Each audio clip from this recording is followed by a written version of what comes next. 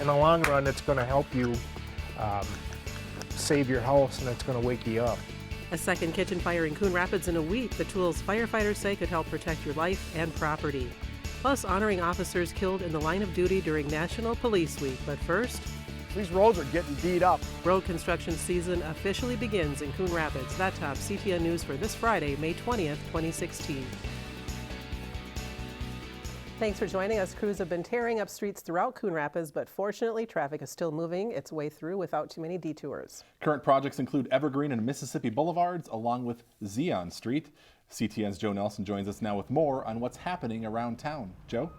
Steve and Karen, people who work on these torn up roads say it hasn't been much of an inconvenience yet, but they're already looking forward to it being finished. All of these streets were rated in poor condition. Terrible. Every fall the water would seep out because all the lines would break.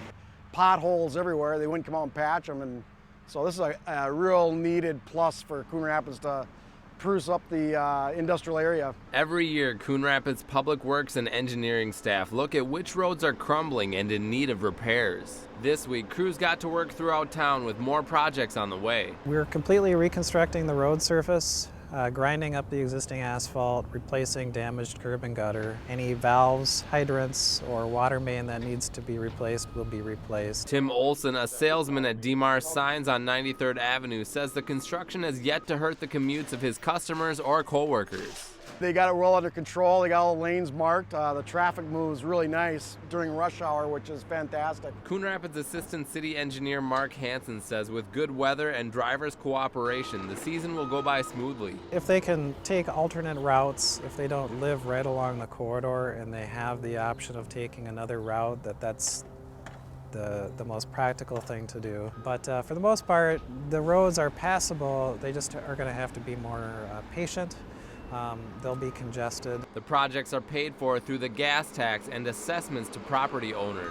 More construction is planned this summer on other city streets, including Crooked Lake, Round Lake, and Eager Boulevards. Much of this has been badly needed for many years, and we're excited to be able to get a lot done this year, and I think the effects and the outcome will be quite noticeable at the end of the year here. Part of the summer, state of Minnesota, you got to have road construction to get around.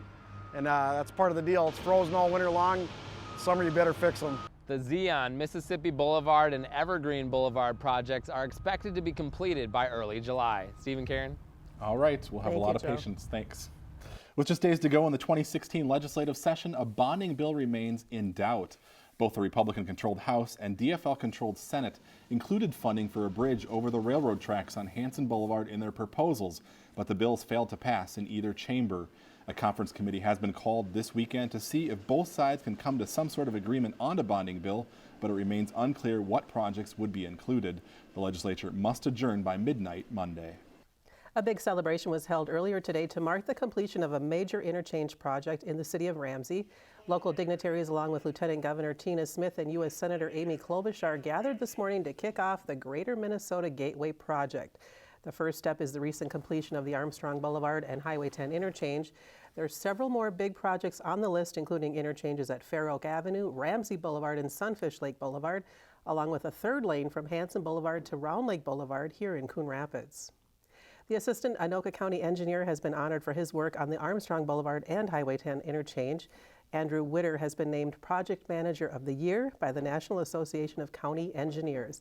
The award is presented annually to recognize outstanding service and meritorious achievement in managing a construction project or other program. Law enforcement members from across the county gathered this week to pay tribute to officers who made the ultimate sacrifice.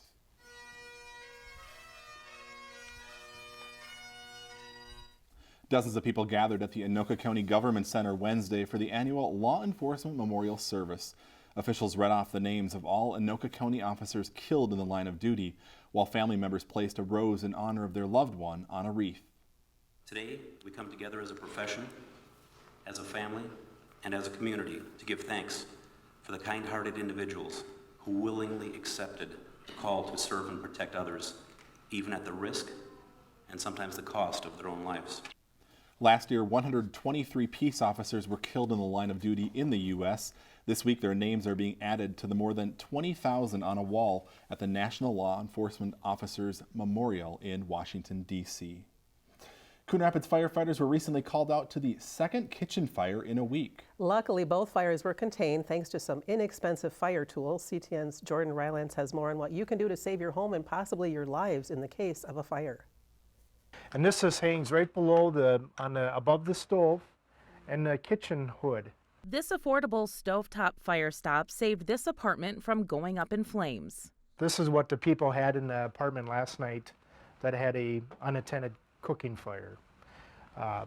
They started heating up their oil caught on fire, then the fire started to fuse on fire, and the fuse goes inside and there's like a charge, and it's just like a firecracker going off. It goes pop, and the extinguisher dust comes out and smothers the fire. Recent cooking-related fires have prompted fire officials to remind homeowners and tenants about the tools they should have in their homes to stay safe if a fire ignites. It's always a good thing to have a fire extinguisher in the area of your kitchen.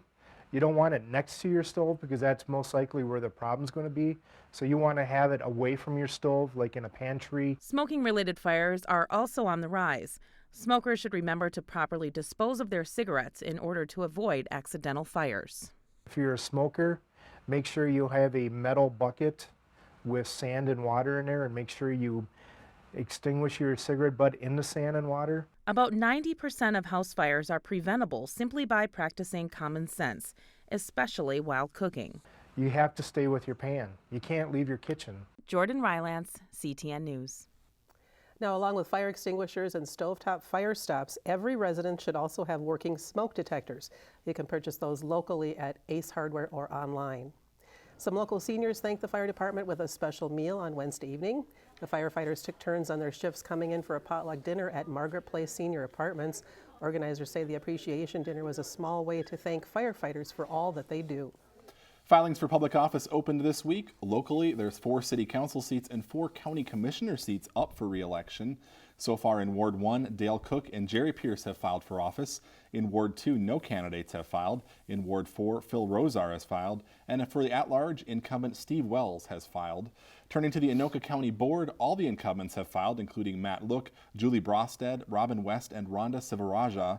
In District 3, Niall Zickmund is throwing his hat into the ring. And in District 6, Kevin Ryan has filed. Filings for public office close on May 31st. Well, it may have been the warm weather, but last weekend's Coon Rapids Home Improvement Remodeling Tour attracted 200 more people than it did just a year ago. Last Sunday, more than 1,400 people came out to tour the 6 homes on this year's tour. Kitchen remodels were the most popular home remodeling project out there, and this basement remodel included a customized bar and space for game tables.